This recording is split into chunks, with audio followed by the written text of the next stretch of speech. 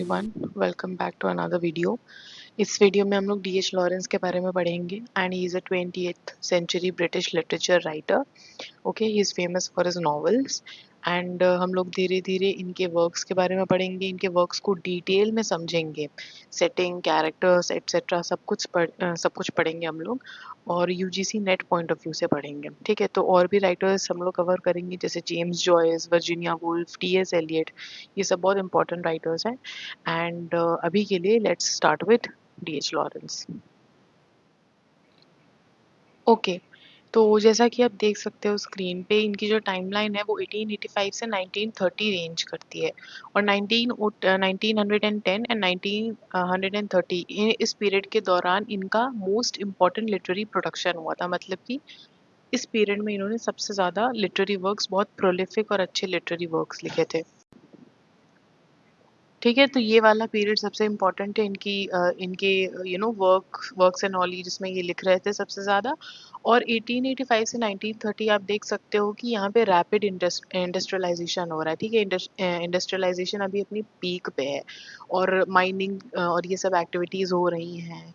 ठीक है, working class जो है वो इमर्ज हो रहा है बहुत ज़्यादा। और अभी अभी क्या होगा, धीरे धीरे लोग एक पुरानी और सिंपल लाइफ को भी धीरे धीरे कहीं ना कहीं अंदर ही अंदर ढूंढ रहे होंगे। तो डी.एच. लॉरेंस भी अपने वर्क्स में, स्पेशली अपनी पोएट्री में, ये एक सिंपल एंड प्रिमिटिव लाइफ की तरफ बहुत ज़्यादा जाते हुए दिखाई देते हैं। ओके, तो he was a son of a miner and this you can see in sons and Lovers, जहाँ पे जो मेन कैरेक्टर है पॉल मोरेल, उनके फादर माइनिंग एक्टिविटी करते हैं। ठीक है, माइनर है वो। सो इनकी पर्सनल लाइफ, इनकी ऑटोबायोग्राफिकल एलिमेंट्स बहुत ज़्यादा मेंशन्ड हैं और बहुत ज़्यादा रिफ्लेक्टेड हैं इनके वर्क्स में। तो D H. Lawrence has also worked as a pupil teacher. वो एक टीचर की तरह से, इनफैक्ट उन्होंने अपनी बहुत अच्छी खासी ज़िंदगी टीचर की तरह बिताई थी। बट क्या हुआ था कि after he published his white peacock, he left teaching and the white peacock was published in 1911। तो वाइट पीकॉक के पब्लिशिंग के बाद इन्होंने टीचिंग छोड़ दी थी। इन्होंने शादी की थी फ्रीडा वीकली से। ठीक है, इनकी वाइफ का नाम फ्रीडा वीकली था and he is actually a writer जिसने बहुत ज़्यादा ट्रैवल किया है, इटली, माल्टा, सिलोन, कैलिफोर्निया एट्सेट्रा, मेक्सिको वगैरह। ये सब चीज़ें इनके वर्क्स में मेंशन्ड है। ठीक है, मेक्सिको आप देखोगे, द प्लूम्ड सर्पेंट एक वर्क है 1926 में आई थिंक आया था। उसमें मेक्सिकन जो सेटिंग है वो मेक्सिको है। ठीक है, तो इनके ट्रैवल्स का भी इनके वर्क्स पे बहुत ज़्यादा असर पड़ता है। तो अभी हमने दो बातें जानी कि ऑटोबायोग्राफिकल एलिमेंट्स इनके वर्क में ज़्यादा हैं और इनके जो ट्रैवल्स हैं, एक्सपीरियंसेस हैं लाइफ के, जैसे माइनिंग एंड ऑल, इन्होंने जो देखा है अपने आसपास, वो भी इनके वर्क्स में बहुत ज़्यादा मौजूद हैं। So his wife was actually a German, and because Allied powers, Germany and जो central powers थी बाकी, वर्ल्ड वॉर वन के बारे में आप थोड़ा सा पढ़ सकते हो, तो जर्मनी के अगेंस्ट लड़ रहा था इंग्लैंड। तो इस वजह से इनकी वाइफ जर्मन थी और इनका एटीट्यूड वॉर के खिलाफ बहुत ज़्यादा क्रिटिकल था। तो इस वजह से इन्हें थोड़ा-सा क्रिटिसिज़्म झेलना पड़ा था लोगों की वजह से। तो इन्होंने इसमें लिखा भी है, one may thus be lead, ये बेसिकली किसी का कमेंट है, सारा बोटियर का। इन्होंने अपने एक वर्क में लिखा है, एक रिसर्च वर्क में, कि one may thus be led to believe that war appears in Lawrence's writing as an ordeal resulting in a predicament of confinement and claustrophobia. तो ये कहती हैं कि बेसिकली जो वॉर है, इसका जो इफेक्ट है लॉरेंस की राइटिंग पे, ये दिखाता है कि कन्फाइनमेंट और क्लॉस्ट्रोफोबिया एक आफ्टर इफेक्ट है वॉर का। लॉरेंस की राइटिंग में ये दिखता है। ठीक है, तो आप इस चीज़ को पढ़ सकते हो, इनका क्या कमेंट है, और अपने आंसर में इसको इंक्लूड भी कर सकते हो। ये मैंने बस यहाँ पे लिख दिया है so that you can have some critical commentary with you, so that you can use it in your answer. Now हाँ, तो थोड़ा-सा हम लोग लाइफ के बारे में और जानते हैं कि his opinions landed him a lot of critic and persecution, ये हमने पढ़ा है। ठीक है, कि कैसे क्रिटिसिज़्म उनको झेलना पड़ा था। और एक राइटर, एक बहुत ही ज़्यादा घोस्ट स्टोरीज़ की एक राइटर थी बहुत फेमस, लेडी सिंथिया। इन्होंने, लॉरेंस ने इन्हें एक लेटर लिखा था 1915 में, जिसमें उन्होंने कहा है लॉरेंस ने कि the war finished me. He said that the war has finished me. Okay, this you can coat as well. तो ये इस वजह से क्रिटिसिज्म और पर्सिक्यूशन और थोड़ा सोसाइटी के प्रेशर में आके इन्होंने इंग्लैंड छोड़ भी दिया था कुछ टाइम के लिए, और ये एक ऐसी सोसाइटी एंड जगह सर्च कर रहे थे जहाँ पे ये अपने ओपिनियंस को वॉइस कर पाएँ, अपनी लाइफ फ्रीली जी पाएँ थोड़ा-सा, ठीक है? Without being targeted. तो इसी वजह से ये बहुत ज़्यादा ट्रैवल भी करते रहे थे, ठीक है? He was in search of a एक एक ऐसी जगह जहाँ पे थोड़ा इन्हें फ्रीडम मिले। एंड ये रीज़न एक और भी हो सकता है, the rainbow was is 1915 work. 1915 में इन्होंने एक वर्क लिखा था द रेनबो, जिसे बैन कर दिया गया था ऑब्ससीनिटी की वजह से। तो ये ही वॉज समवन जो बहुत ही मतलब क्लियर कट ऑब्ससीन, कभी कभी ऑब्ससीन क्या, लोगों की नज़र में जो वल्गर राइटिंग होती है, लोगों के हिसाब से ये वो लिखते थे, but he was very passionate in his writing, right? ये एक रेवोल्यूशन लाए थे उस टाइम में जहाँ पे सोसाइटी अभी बहुत ज़्यादा ओपन नहीं है। Okay, he wrote about sexual matters, sensuality, man woman conflict। तो ये सब चीज़ें बहुत ज़्यादा ओपनली नहीं डिस्कस होती थी, तो इस वजह से इनका वर्क द रेनबो 1915 वाला बैन कर दिया गया था, ठीक है? तो लॉरेंस हैज़ प्रोड्यूस्ड ओवर, अब धीरे-धीरे हम लोग थोड़ा वर्क्स की तरफ आ रहे हैं, ठीक? Lawrence has produced over 50 volumes of fiction, okay? Just look at like उनकी कितनी वाइड वैरायटी ऑफ राइटिंग्स है। पोएट्री भी लिखते थे। इनफैक्ट इन्होंने जो स्टार्ट किया था अपनी पोएट्री, वो पब्लिकेशन, अपनी अपनी राइटिंग की जर्नी वो magazine publications of his poetry के थ्रू ही किया था। मैगजीन्स में ही ये अपनी पोएट्री डालते थे, और कहीं न कहीं इनका लिटरेरी जो करियर है वो यहीं से शुरू हुआ था। ऐसे भी इन्होंने लिखे हैं, प्लेज़ वगैरह भी लिखे हैं, बट मोस्टली ये अपने नॉवेल्स के लिए फ़ेमस हैं, ठीक है?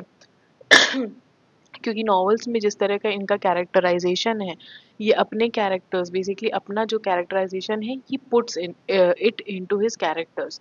जैसे कि पॉल मॉरल हो गया, रूपर्ट बर्किन हो गया, हम देखेंगे आगे ऐसे कैरेक्टर्स, ये इनके खुद के एक प्रोजेक्शन है, मतलब अपने ही कैरेक्टर से बनाए हुए लिए गए कुछ कैरेक्टर्स इन्होंने लिखे हैं, ठीक है? तो ऑटोबायोग्राफिकल एलिमेंट बहुत ज़्यादा है। अब हम लोग डेब्यू नॉवल पे आते हैं, the white peacock, very important, ये तो बहुत ज़्यादा इंपॉर्टेंट है। अम, बहुत बार पूछा जा चुका है। 1911 में इनकी फर्स्ट नॉवल आई थी, जो ह्यूमन रिलेशनशिप्स के बारे में बात करती है, और मैन वुमन कॉन्फ्लिक्ट। अभी हमने बताया ना कि व्हाइट पीकॉक में मैन और वुमन के बीच में कॉन्फ्लिक्ट है, और ये बहुत ज़्यादा प्रोमिनेंट रहेगा इनके वर्क्स में।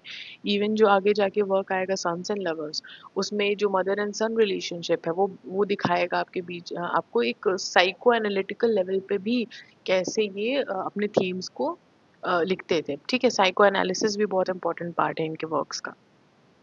अब हम लोग थोड़ा सा डिटेल में वर्क्स के बारे में जानते हैं। ये तो बैकग्राउंड बहुत इंपॉर्टेंट था, सो that you have an idea कि किस तरह के राइटर से हम डील कर रहे हैं, इनका बैकग्राउंड क्या है, एटसेट्रा। तो ये जानना ज़रूरी था। Now you will understand his works a lot more. तो अभी तक हमने क्या देखा? ऑटोबायोग्राफिकल एलिमेंट देखा है, अभी तक हमने साइको एनालिटिकल एलिमेंट देखा है इनके वर्क्स में, और हमने थोड़ा सा देखा है कि कैसे ये बहुत ज़्यादा ट्रैवल कर चुके हैं और बैन भी हो चुके हैं ऑब्ससीनिटी और अपने वर्क्स के लिए। तो लॉरेंस जो थे वो प्रिंट में जो अपीयर हुए हैं, he actually appeared via poetry magazine contributions in 1910। तो 1911 में इनकी पहली जो थी नॉवल आई, यहाँ पे हमने देखा ना अभी, द वाइट पीकॉक। बट इसके पहले 1910 से ही वो थोड़ा थोड़ा पोएट्री के थ्रू प्रिंट में आ चुके थे, ठीक है? तो continue to write poetry throughout his life. ये इसके लिए ज़्यादा फेमस नहीं है, but he did write poetry. तो इनके नॉवेल्स में एंड वर्क्स में एंड पोएम्स में भी ऑटोबायोग्राफिकल एलिमेंट है, ठीक है? बहुत इंपॉर्टेंट है। He talks of the beauty of animals and flowers. इनकी जो नॉवेल्स हैं, इसमें क्या है, एक डिफरेंस है। देखो, नॉवेल्स में इनका जो डिस्क्रिप्शन है वो लैंड बेसिकली जो आपके सीन्स हैं, नेचर के सीन्स हैं, कंट्री साइड के सीन्स हैं, लैंडस्केप्स के सीन्स हैं, उसके बारे में ही हैज़ रिटन, उसके बारे में ये बहुत अच्छे से डिस्क्राइब करते हैं, ठीक है? जो सीनरी है। बट इनके पोएम्स में ये और ज़्यादा माइन्यूट लेवल पे चले जाते हैं, और फ्लावर्स की ब्यूटी, एनिमल्स की ब्यूटी, तो आप देखोगे कि प्रिमिटिव जो मतलब एक नेचुरल चीज़ों की तरफ जाने की जो इच्छा है, ये इनके अंदर बहुत ज़्यादा है। तो एक्चुअल ये he is one such writer जो human emotions and human natural जो human emotions and natural beauty, इन दोनों चीज़ों पे बहुत ज़्यादा लिखते थे। वर्स लिब्रे लिब्रे इनकी पोएम्स को बेसिकली कहा जाता है, मतलब कि जो फ्री वर्स, इनकी पोएम्स में बहुत ज़्यादा लिबरेशन के बारे में बात होती है, एक सोल की लिबरेशन के बारे में बात होती है। Profit of the primitive instincts, अभी हमने बात किया ना, ये भी इन्हें कहा जाता है। तो इनके वर्क्स को क्या कहा जाता है और इन्हें क्या कहा जाता है? आप ये दोनों चीज़ें अपने आंसर्स में भी कोट कर सकते हो, अगर आप बैचलर्स या मास्टर्स कर रहे हो अभी। Then his poetry collections actually include, this is a very important slide, this you can learn, and ये बहुत ज़्यादा आता है इनके वर्क्स के बारे में पूछा जाता है कि कौन किसने लिखा है।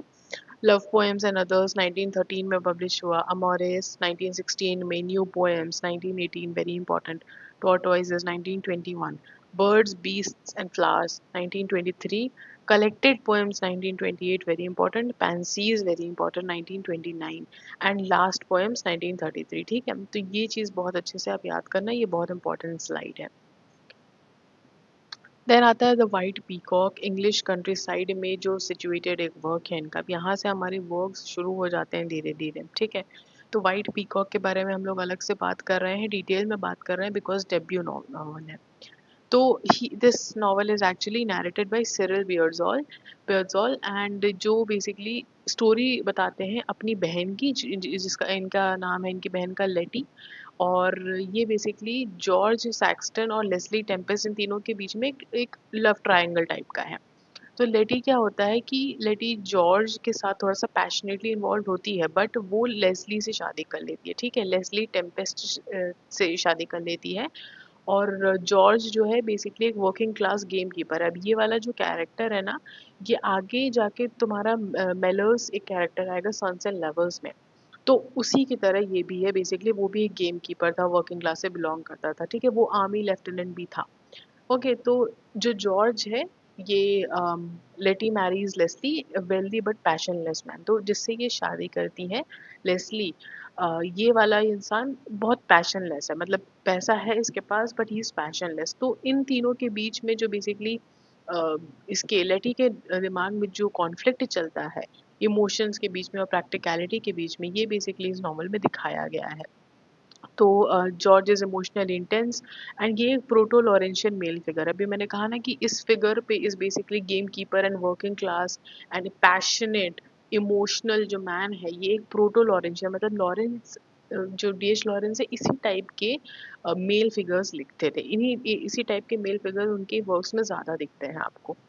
तो the white peacock appears representing unnatural beauty. अब देखो वाइट पीकॉक का सिंबल क्या है, इस टाइटल का क्या मीनिंग है, unnatural beauty, vanity and artificial ideas impose. अब वाइट पीकॉक है, मतलब पीकॉक सब क्या कर लो, मतलब it's like a symbol of freedom, love, first love and purity and beauty. And इसके अगेंस्ट जो नॉवल का बैकड्रॉप है वो है एक सोसाइटी जो बहुत ज़्यादा रिस्ट्रिक्शंस लगाती है विमेन के ऊपर स्पेशली, एंड जो लव एंड मैरिज के ऊपर एक स्टैंडर्ड सेट कर देती है कि आपको पैसे वाले आदमी से शादी करनी है, या फिर you can not marry a game keeper. जो क्लास स्ट्रगल है वो बहुत ज़्यादा मेंशन्ड है इस वाले नॉवल में भी। तो George actually marries the conventional Meg and slowly slides into alcoholism. तो अल्कोहलिज्म की तरफ जॉर्ज धीरे धीरे चला जाता है। ओके, उसके बाद कुछ और इम्पॉर्टेंट वर्क्स हैं। अभी हम लोग क्रोनोलॉजी में थोड़ा सा एक बार बस नाम पढ़ेंगे। ठीक है, अभी डिटेल में हम लोग नहीं जाएंगे, बस एक बार नाम पढ़ो पहले। सबसे पहले कौन सा आया, द वाइट पीकॉक। ठीक, 1911 में आया, हमने वाइट पीकॉक पढ़ लिया। फिर आता है तुम्हारा द ट्रेसपासर। ठीक, 1912 में द ट्रेसपासर आता है। 1913 sons and lovers, very important and this is set to be autobiographical. 1915 में रेनबो आता है जिसे बैन कर दिया गया था। ठीक, एंड 1921 में विमेन इन लव, ये इसी का सीक्वल है। इनफैक्ट इसे एक ही तरह के नॉवल में बेसिकली डीएच लॉरेंस पब्लिश करना चाहते थे। ये पहले एक नॉवल होने वाली थी, बट बाद में इन्हें एक नॉवल, अभी टाइटल भी मैं बताऊंगी कि क्या टाइटल रहता अगर एक नॉवल की तरह पब्लिश होती, बट ये दो नॉवेल्स की तरह पब्लिश हुई। फिर 1922 में आता है एरन्स रॉड, जो mature and more refined in quality. Basically इसमें थोड़ा सा art and search of meaning of life के बारे में बात हो रही है। तो अभी तक जो है इनकी राइटिंग में बहुत ज़्यादा मैच्योरिटी आ चुकी है, इनकी क्वालिटी बहुत ज़्यादा रिफाइन हो चुकी है। ठीक है, अगर आप लॉरेंस के वर्क्स में ग्रामर ढूंढने जाओगे, ठीक, तो वो आपको, आप अगर उस तरह से देखोगे कि लिंग्विस्टिक थोड़ा सा उसमें देखोगे, तो आपको उसमें लगेगा कि ये क्या राइटर है, but he is that writer जो इमोशंस और राइटिंग की टेक्निक को इस तरह ब्यूटिफुली पोर्ट्रे करता है दैट बड़े बड़े राइटर भी उनके सामने फेल हो जाएं। ठीक है, तो थोड़ा सा थॉमस हार्डी और इनके बीच में ये सिमिलैरिटी बनेगी कि बहुत पैशनेट इनकी राइटिंग्स होती हैं। ठीक है, रीडर्स को छू जाती हैं एकदम। तो 1923 में फिर कैंगरू आया था, 1924 में बॉय इन द बुश आया था, और kangaroo and boy in the Bush ये दोनों में ना ऑस्ट्रेलियन जो बैकग्राउंड है उसकी ब्यूटी और उसकी जो विविड उसका नेचर उसके बारे में बताया गया। तो ये दोनों देख, ठीक है, याद रखना कि ऑस्ट्रेलियन बैकग्राउंड के बारे में कैंगरू और boy in the bush mention करता है। तो Australian background, this can be asked as a question कि इसकी सेटिंग क्या है, तो आपको इससे याद रहेगा। Both this and above work, मतलब Boy in the Bush and Kangaroo, both these works have depictions of the state of the world, मतलब world में भी क्या चल रहा है, world की reality के बारे में depictions हैं। ठीक है, थोड़ा fascism and all के बारे में भी mention होगा आगे।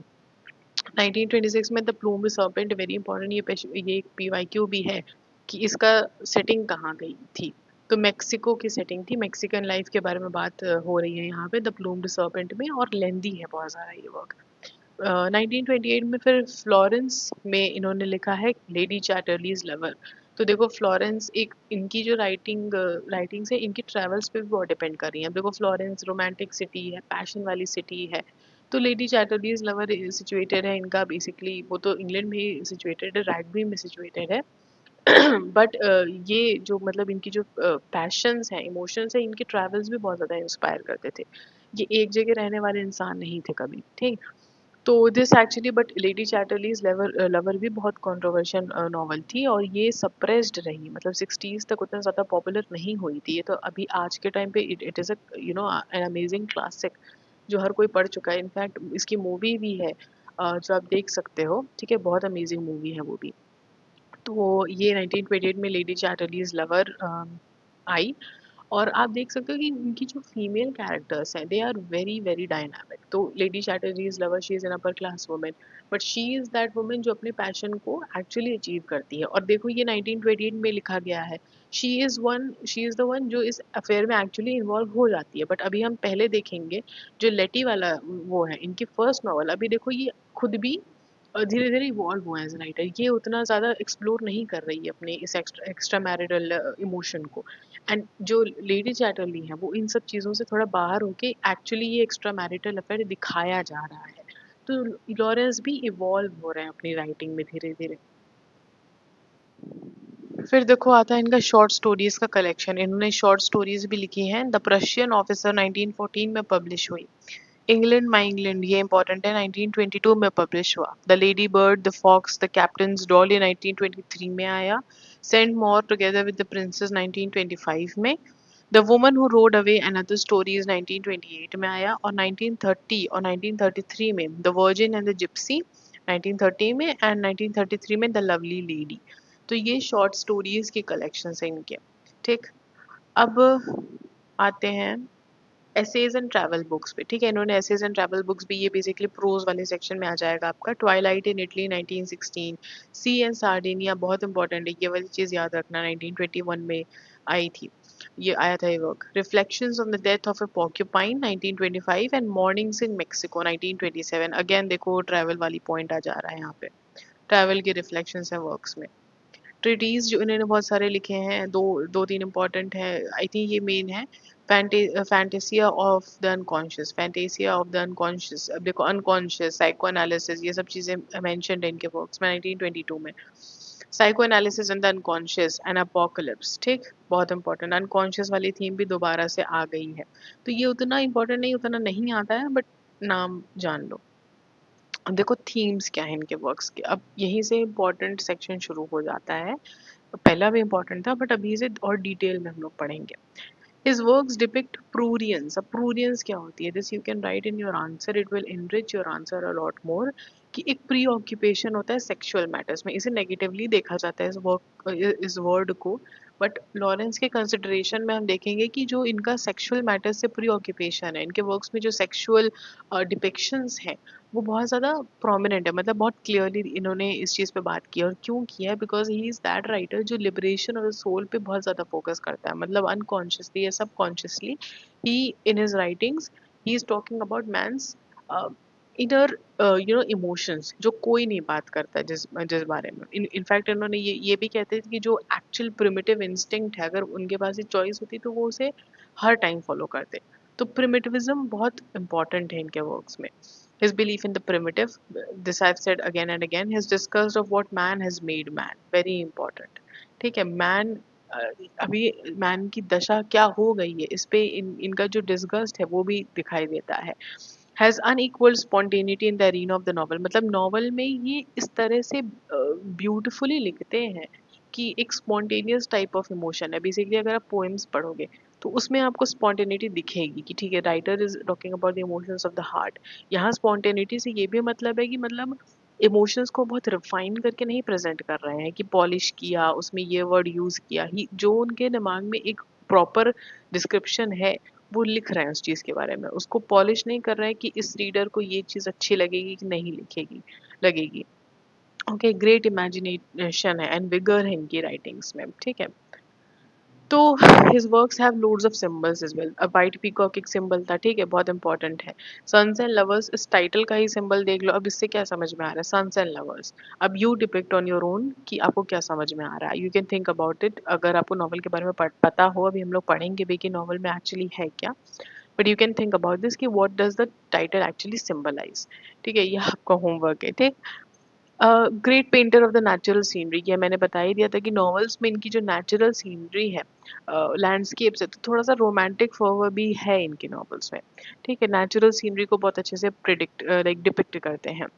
Almost achieves a perfect naturalness of dialogue, very important. Dialogue बहुत ही नेचुरली इनके वर्क्स में दिखाई देता है, वेरी वेरी वेरी इंपॉर्टेंट। ठीक है, इसमें बहुत रिफाइनमेंट नहीं है कि ये वाला डायलॉग ऐसे लिखूंगा तो ऐसा होगा। नेचुरलनेस है, मतलब जो आम भाषा लोग यूज करते हैं, जो बेसिकली डायलॉग हम लोग यूज करते हैं जो हमसे कनेक्ट होता है, वैसे डायलॉग्स हैं। His characters such as Paul Morel in sons and lovers, R.L. Somers in Kangaroo and Birkin, Rupert Birkin in Women in Love are his own projections। ये तो हमने बात कर ही ली कि ऑटोबायोग्राफिकल, इन बर्किन और मॉरल के बारे में बात की थी। R.L. सॉमर्स को भी कहा जाता है कि इन्हीं के बेसिकली इन्हीं के कैरेक्टर के ऊपर, अपनी ही पर्सनालिटी के ऊपर इन्होंने डेवलप किए हैं ये तीन character specially. Lawrence is a master of the analysis of the unconscious. ठीक है, ये तो हमने डिस्कस कर ही लिया।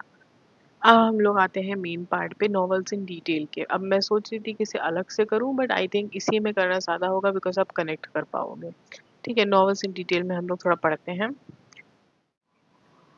तो वाइट पीकॉक के बारे में तो हमने बात कर ही ली है, बट एक और इम्पॉर्टेंट पॉइंट है कि लेटिशिया बेसिकली जो अर्ली ड्राफ्ट्स थे इस नॉवल के, उन्हें लेटिशिया के नाम से भी जाना जाता था। ठीक है, तो जो लेटी नहीं है उसी के बेसिकली नाम पे जाना जाता था। लेटिशिया भी एक नाम था। तो अगर पूछेगा कि क्या एक ऑल्टरनेटिव टर्म हो सकता है इस नॉवल के लिए, तो लेटिशिया याद रखना।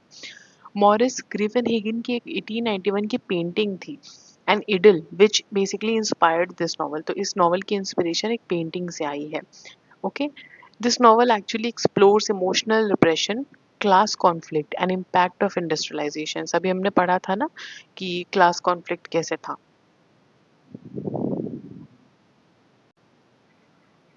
और एक और इम्पॉर्टेंट चीज़ है इस नॉवल में, इसकी सेटिंग। हर नॉवल की सेटिंग बहुत इम्पॉर्टेंट है, इस पे से बहुत सवाल आते हैं। तो ये वाली नॉवल सेट है नेदरमेयर में, जो बेसिकली एक फिक्शनल नेम है एक एक्चुअल टाउन का। ठीक है, याद रखना, एक फिक्शनल नेम है बट ये एक एक्चुअल टाउन पे बेस्ड है, ईस्टवुड के टाउन पे। ठीक है, जो नॉटिंघम शायर में है, इंग्लैंड में। तो रूरल इंग्लैंड की यहाँ पे बात हो रही है, और देखो रूरल इंग्लैंड, इनके वर्क्स में रूरल इंग्लैंड की बहुत ज़्यादा मेंशन है। ठीक है, तो एक desire to return to the primitive and natural and rural and country life is visible in D.H. Lawrence's works। तो ईस्टवुड वो भी टाउन है जहाँ पे इन्होंने अपना मोस्ट ऑफ द यूथ बिताया था, बचपन बिताया था। तो मतलब ये इम्पोर्टेंट है इनकी लाइफ में। ऑटोबायोग्राफिकल एलिमेंट फिर से आ जाता है। तो अब हम लोग देखते हैं द ट्रेसपासर। ये वाली नॉवेल्स हमने नहीं डिस्कस की हैं इसके आगे की, तो let's see. So The Trespasser is actually based on a real life affair. This novel actually drew upon the experiences of a friend of Lawrence. So Lawrence की एक friend थी हेलन कॉर्क, जिनके खुद के रियल लाइफ अफेयर पे this novel is actually based. And उनकी जो अडल्टरस relationship है, बाद में कॉर्क ने भी एक पब्लिश किया था वर्क 1933 में। इसका नाम है न्यूट्रल ग्राउंड। तो इस रियल लाइफ अफेयर पे बेस्ड है ये work, and the Trespasser. And this is set in on the Isle of Wight. ठीक है, आइल ऑफ वाइट ये सेटिंग है जहाँ पे ये वर्क सिचुएटेड है। ठीक है, ये इंपॉर्टेंट है। इसमें कैरेक्टर्स है Siegmund, a married man who takes a holiday with his lover Helena. ठीक है, सीगमंड, हेलेना और बियाट्रिस तीन इंपॉर्टेंट कैरेक्टर्स हैं। सीगमंड मैन का नाम है जो मैरिड मैन है, जिसकी लवर होती है एक हेलेना, एक्स्ट्रा मैरिटल अफेयर जिसके साथ होता है, और बियाट्रिस इसकी एक्चुअल वाइफ होती है। और इस नॉवल का एक्चुअल नाम था सागा ऑफ सीगमंड, वेरी इंपॉर्टेंट। ठीक है, ये वाली चीज पूछी गई है, सागा ऑफ सीगमंड। फिर हम लोग सन्स एंड लवर्स, अब डेट्स याद रखना, डेट्स हम मैंने पहले डिस्कस कर दी थी, तो dates you can actually write in your notes on your own कि डेट्स क्या क्या थी किसी वर्क पे। सन्स एंड लवर्स आते हैं हम लोग 1913 में आई थिंक पब्लिश हुई है। ईस्टवुड में, फिर से देखो ईस्टवुड वाला अभी हमने पहले भी देखा था। ठीक है, ईस्टवुड वाले टाउन में ये भी मेंशन्ड है, कोल माइनिंग टाउन है नॉटिंघमशायर, और अर्ली 1900s में ये नॉवल सिचुएटेड है। ठीक है, तो अभी इंडस्ट्रियलाइजेशन अपनी पीक पे है। ठीक, अब देखो पॉल मॉरल इसमें एक कैरेक्टर है जो who is torn between his possessive mother and romantic interests. तो पॉल मॉरल की एक्चुअली दो रोमांटिक इंटरेस्ट होते हैं इस नॉवल में, एक मीरियम है जो इसकी स्पिरिचुअल लव इंटरेस्ट है। अब ये इंपॉर्टेंट है, दोनों में डिफरेंस पूछा जा सकता है। ठीक है, तो Clara Dawes sensual love interest है, क्लारा डॉस के साथ इसकी सेक्सुअल रिलेशनशिप दिखाई गई है, सेंसुअल रिलेशनशिप दिखाई गई है। फिजिकल सॉर्ट ऑफ इमोशन, जो फिजिकल अटैचमेंट है वो दिखाया गया है। बट मिरियम के साथ इसका स्पिरिचुअल लव इंटरेस्ट दिखाया गया है। मिरियम एक तरह की स्पिरिचुअलिटी की बीकन है इस नॉवल में पॉल मॉरल के लिए। ठीक है, वॉल्टर मॉरल इनके फादर हैं जो एक माइनर हैं। ओके, और गर्ट्रूड मॉरल इनकी मदर है। ये पॉल मॉरल की बात हो रही है। ठीक है, गर्ट्रूड और वॉल्टर इसके पेरेंट्स हैं और गर्ट्रूड मॉरल मदर है। तो इस नॉवल में क्या होता है बेसिकली कि गर्ट्रूड के इन्फ्लुएंस एंड डोमिनेंस में पॉल इतना रहा है, dominance as an emotional dependency में इतना पॉल रहा है कि नाउ ईच रोमांटिक इंटरेस्ट को वो मेजर कर रहा है एंड कंपेयर कर रहा है अपनी मदर से। तो इस वजह से वो अपनी मदर से एक excessive and unhealthy emotional attachment बना चुका है, और इसकी जो मदर है ये भी अपने बेटे पे बहुत ज़्यादा इमोशनली डिपेंडेंट है। तो मदर सन रिलेशनशिप के बियॉन्ड जाता है। बेसिकली जो सिगमंड फ्रॉइड हैं उनके जो Oedipus and Electra complex, Oedipus complex के ऊपर बेस्ड है। You can research about that more what it is, but Oedipus complex पे बेस्ड ये नॉवल है। एंड बहुत ही मतलब रॉ इमोशन दिखाया गया है इस नॉवल में। ठीक है, तो सन्स एंड लवर्स इस नॉवल का नाम है। फिर आता है the rainbow, this was band right. Nottinghamshire ये 1915 में पब्लिश हुई है। नॉटिंघम, देखो नॉटिंघमशायर बहुत इंपॉर्टेंट सेटिंग है इनकी नॉवेल्स की। Nottinghamshire Midlands, rural England. ठीक है, this is a setting. And in this novel तीन जनरेशन, एक ब्रैंगवन फैमिली है। ठीक है, इस फैमिली की तीन जनरेशन्स के बारे में बात हो रही है। ठीक, ये बहुत ही कॉम्प्लेक्स है, अभी समझना है इसको। बेसिकली 65 ईयर्स तक ये नॉवल रेंज कर रही है। ठीक, 1840 से 1905, तो देखो कितना बड़ा टाइम लाइन है, कितनी सारी चीजें इसमें आ जाएंगी। ठीक है, अभी देखो क्राउन रूल भी इसमें इंक्लूडेड हो जाएगा। 1857 में इंडिया में रिवोल्ट हुआ था यहाँ पे, 1857 में तो क्राउन रूल इस्टेब्लिश हो गया था इंडिया में। क्राउन रूल से लेके जब 1905 तक पूरा भी इंडस्ट्रियलाइजेशन के उसमें है। ठीक है, जब बिगिन होगा उस पॉइंट से लेकर जब इंडस्ट्रियलाइजेशन पीक पे होगा वो भी इंक्लूडेड है। तो बहुत लंबा टाइम स्पेन रेंज कर रहा है, और पब्लिश कब हुआ था 1915 में। तो बहुत ज़्यादा टैलेंट चाहिए इस तरह की नॉवल लिखने के लिए, है ना। कन्फाइनमेंट ऑफ सोशल नॉर्म्स, तो बेसिकली इसमें दिखाया गया है कि सोशल नॉर्म्स कैसे इंसान को कन्फाइन कर रहे हैं।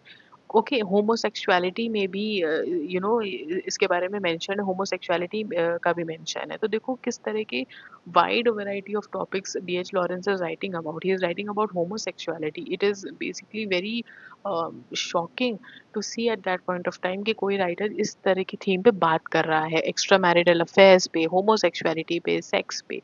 ठीक है, मदर एंड सन की रिलेशनशिप को एक स्पिरिचुअल लाइन से डिरेल करके थोड़ा सा जब वो बहुत ही अनकन्वेंशनल तरह से दिखा रहा है, तो बहुत इंपॉर्टेंट एक ये नॉवलिस्ट इसीलिए बहुत फेमस बन गए थे आगे जाके। ठीक है, तो कैरेक्टर्स इसमें कौन कौन से हैं, आप देखो तीन जनरेशन्स हैं। फर्स्ट जनरेशन में जो आएगा टॉम एंड लिडिया। ठीक है, ये दोनों कपल हैं, और लिडिया की एक्चुअली बेटी होती है एना जो सेकेंड जनरेशन में जाएगी।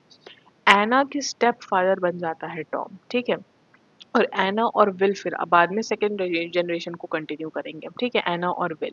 फिर थर्ड जनरेशन में अर्सला आ जाती है इनकी बेटी, और ये इसकी जो लाइफ है वो बेसिकली बाद में जो विमेन इन लव आएगा उसमें कंटिन्यू दिखती रहेगी, ठीक है। अर्सला का जो इमोशनल एंड स्पिरिचुअल जर्नी है, उसके जो एक्सपीरियंसेस हैं, उसकी जो होमोसेक्सुअल एक्सपीरियंसेस हैं, उसके जो अफेयर्स हैं, जैसे एंटोन स्क्रेबेंस्की एक ब्रिटिश सोल्जर है, उसके साथ उसके अफेयर को दिखाया गया और विमेन इन लव को इसको एक्सपैंड करके दिखाया जाएगा, ठीक है। रूपर्ट वर्किन वगैरह आएंगे उसमें, और इसकी जो बहन है गर्ट्रूड, गर्ट्रूड का जो रोमांटिक रिलेशनशिप है जेराल्ड क्रिच उसके साथ, वो भी दिखाया जाएगा।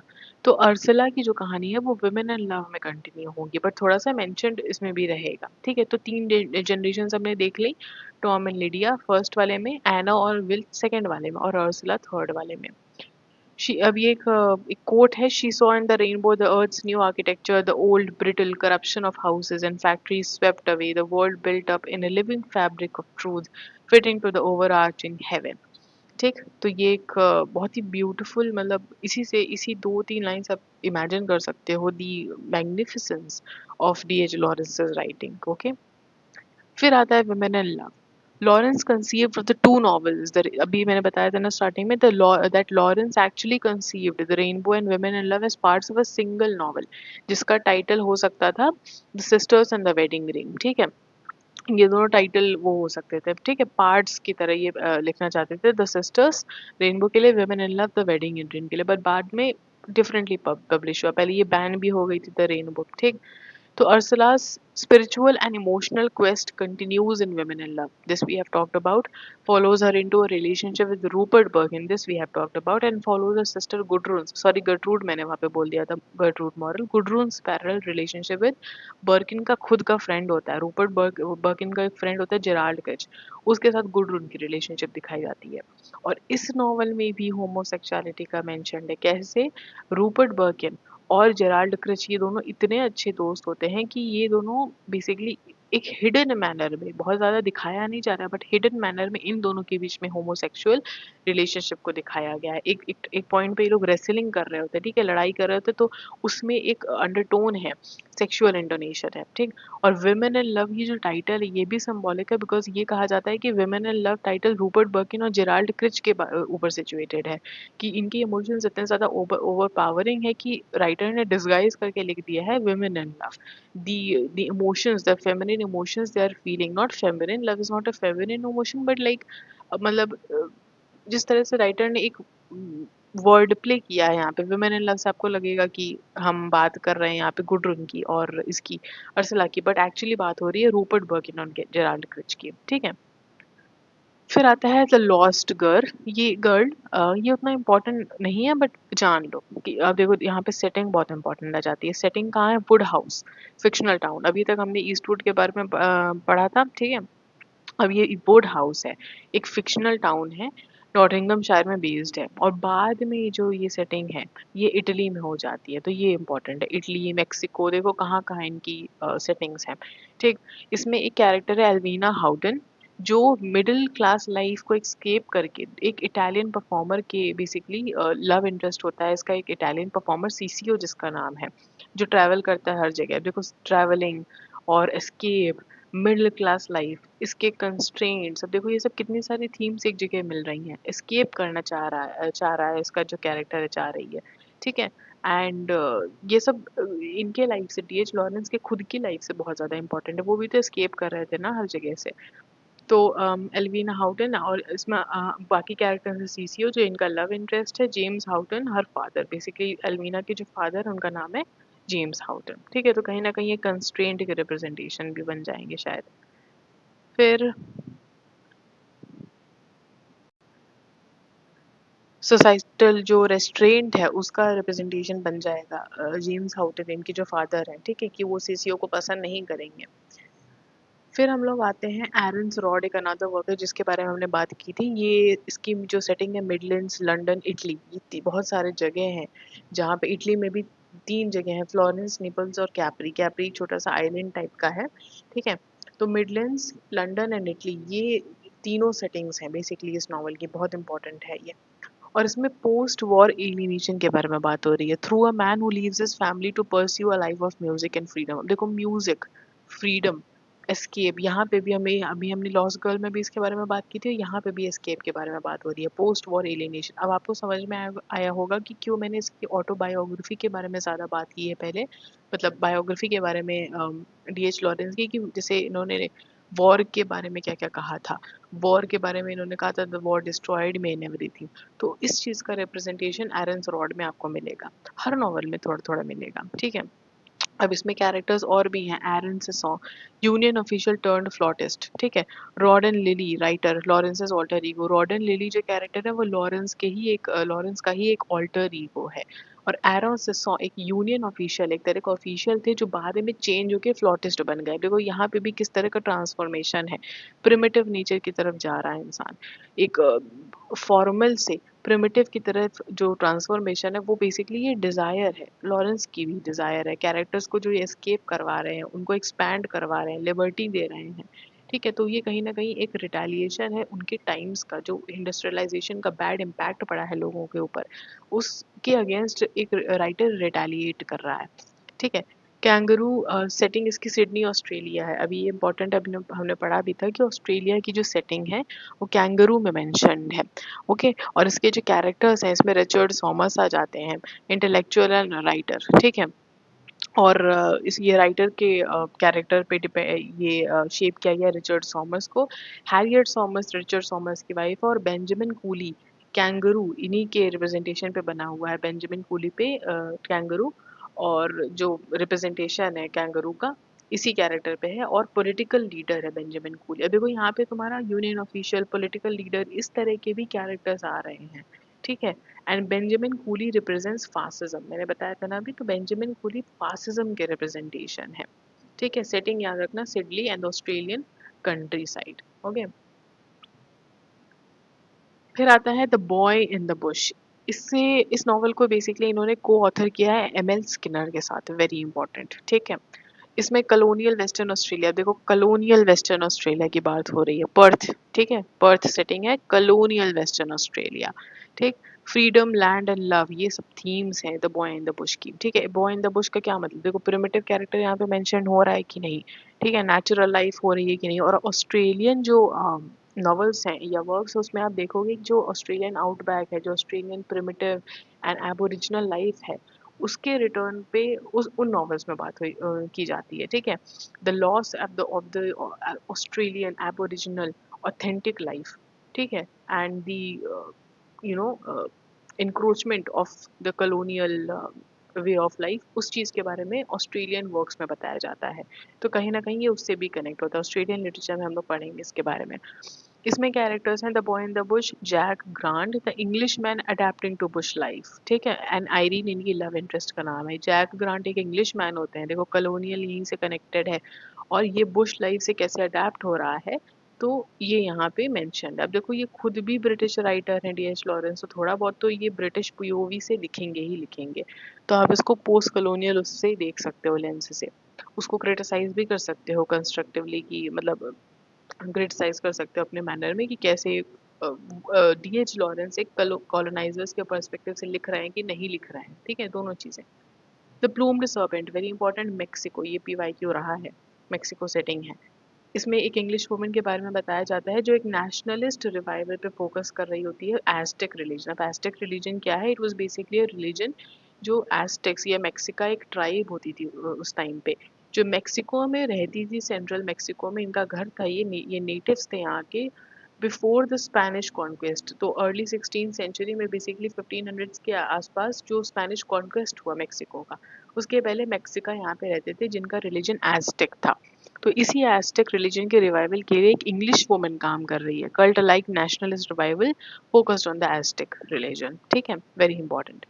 अब इसके कैरेक्टर्स हैं केट लेस्ली, एक आयरिश विडो हैं, और डॉन रैमो एंड सिप्रियानो। अब इतना इंपॉर्टेंट नहीं है, बट नाम याद रख लो बस। फिर आता है लेडी चैटरलीज लवर, ये हमारा लास्ट वर्क है, but last but not the least, very important actually. Setting इसकी रैगबी हॉल है, ये इनका बेसिकली एक सॉर्ट ऑफ एंसेस्ट्रल होम था इनका, क्लिफर्ड चैटरली का, और नॉटिंघम शायर में बेस्ड है, post world war one England, ठीक है। Post world war one England. और इसमें ये दिखाया गया है कि जो क्लिफर्ड चैटरली हैं बेसिकली वॉर में जाते हैं, ये पैरालाइज हो जाते हैं। और वॉर का जो इफेक्ट है बेसिकली क्लिफर्ड चैटरली के थ्रू दिखाया गया है। तो कोई भी कैरेक्टर देखो ग्रे और मतलब वाइट एंड ब्लैक में नहीं है। क्लिफर्ड चैटरली को इमोशनली अनअवेलेबल दिखाया गया है, बट जो वॉर का इफेक्ट है वो क्लिफर्ड चैटरली के थ्रू दिखाया गया है। ठीक है, पैरालाइज हो जाते हैं, he loses his ability to walk and he depends on people excessively. तो ग्रे कैरेक्टर्स हैं, ठीक है, बुरा और अच्छा वाला चीज़ नहीं है। रैगबी हॉल सेटिंग है Nottinghamshire, post world war England, passionate affair between N upper class woman and a working class game keeper. तो देखो यहाँ पे क्लास स्ट्रगल है, बट यहाँ पे क्लास स्ट्रगल के बियॉन्ड जा रहा है लॉरेंस, ठीक है, जा रहे हैं लॉरेंस। यहाँ पे अफेयर को दिखाया जा रहा है, बट वाइट पीकॉक में क्लास कॉन्फ्लिक्ट ओवर पावर कर रहा है। ठीक है, जो लेटी है और जो जॉर्ज है उनके बीच में जो क्लास कॉन्फ्लिक्ट है वो ओवर पावर कर लेता है और दोनों उतना पास नहीं आ पाते हैं। ठीक है, लेटी, लेटी ही नाम था ना, just a second, I think Lettie ही नाम था उसकी बहन का। Wait, Leslie, sorry. ना हाँ, लेटी ही नाम था। ठीक है, तो सॉरी,